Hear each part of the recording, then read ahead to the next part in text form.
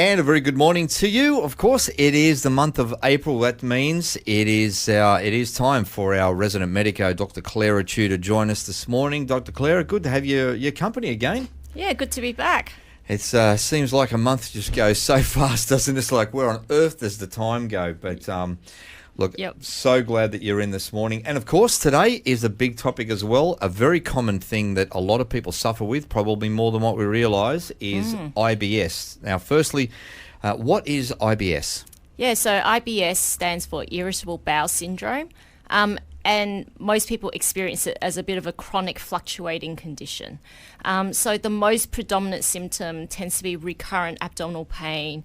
Many people will have bloating as well, and also altered bowel habits. So this is all in the context of no detectable structural abnormalities, which means that we have to eliminate a whole heap of other conditions before we can diagnose it as IBS. Sure. So obviously trying to rule out cancers and all that kind of things first before you can actually get into the IBS diagnosis. Yeah, and things like inflammatory bowel disease and a few other things as well. So, you know, in the medical world, we actually call IBS a diagnosis of exclusion because we've actually excluded everything else and we can't find a cause for the patient's symptom.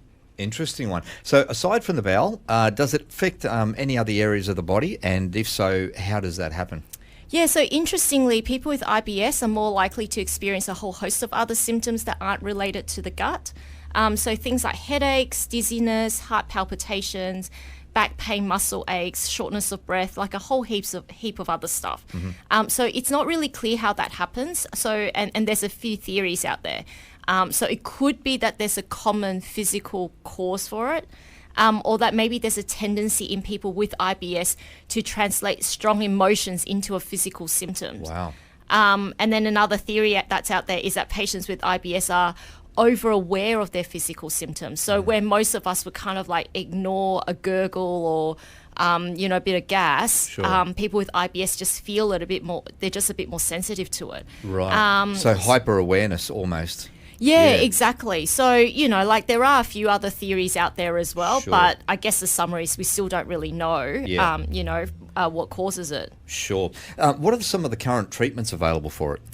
Yeah, so depending on who you're talking to, there are a few different medicinal and dietary treatments. So, you know, to summarize, the main ones are probiotics or prebiotics, peppermint oil, fiber, and elimination diet. So I'll go through them one by one. So starting with probiotics, some probiotics have been shown to reduce inflammation. They reduce how sensitive the gut feels and also reduce the stress response in the body. But because there's so many different types of probiotics out there, you have to run a bit of an experiment with different probiotics and see if there's any improvement to your symptoms. So that's a pretty reasonable way to see if they work for you. Peppermint oil, the second one. So peppermint oil has been used for hundreds of years as an aid to digestion, and it works by relaxing the tone of various openings in the digestive tract. So the digestive tract isn't just kind of like one smooth thing. It's as if there are little openings and tightenings here and there. So it opens up those various openings and helps gas to pass. So there are some medical conditions where peppermint oil would not be recommended. So if you're going to just try something like that, you know, make sure you check with your GP first. Now, fiber is the next one. That's an interesting one. So traditionally, most commonly, you know, we all know that it's like, oh yeah, you know, fiber keeps you regular, good for constipation. But more recently, there's been a bit of research to show that increasing fiber in our diet can be beneficial beyond keeping us regular. So we have millions of bacteria that live in our gut. Right. And they help us to digest our food, and they also produce various chemicals and hormones that may be helpful or harmful to our body. Now, this depends on what we eat. So these chemicals will help to regulate our immune system. They can also help to adjust our hormones and our metabolism. And so the study of the bacteria in our gut is still an evolving science, but I'm pretty certain that we'll learn more about how consuming fiber can help us in various aspects of our health in the years to come. So increasing fiber intake can be a helpful thing. Yeah. And then finally is elimination diets.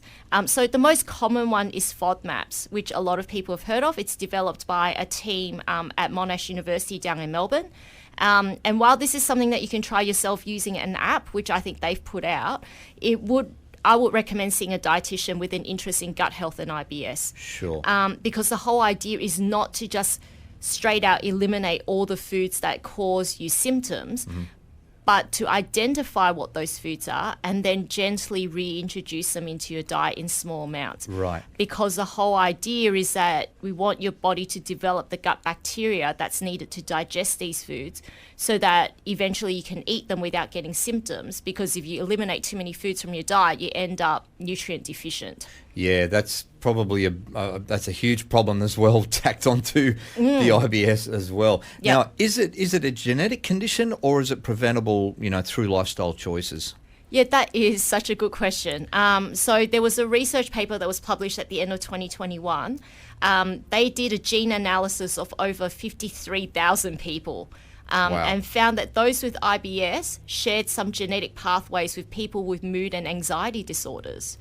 And then there's also other research out there in the past that suggested that there can be a genetic component to IBS, but our genes are not our destiny. So while making healthy lifestyle choices may not prevent it, it will most likely improve your symptoms. Yeah, so there's that whole other thing, a whole other area too that you could touch on at some point in the future, maybe. The neuroplasticity of the brain and the gene expressions and all that kind of stuff, being able to turn things on and off. So, yeah, that's a very, very interesting one that we could probably look at that at some point in the future.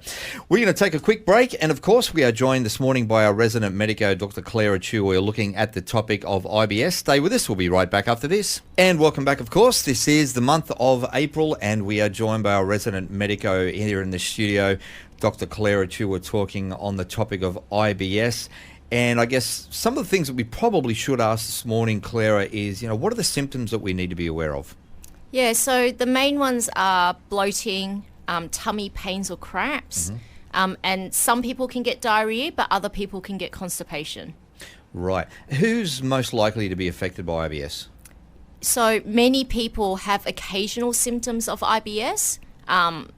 Tends to just come and go, but you're more likely to have IBS if you are young. So IBS occurs more frequently in people under the age of 50. Wow, okay. If you're female, if you have a family history of IBS, as we mentioned earlier, genes may play a role but you've also got shared factors in a family environment. So it's likely to be a combination of genes and environment. Sure.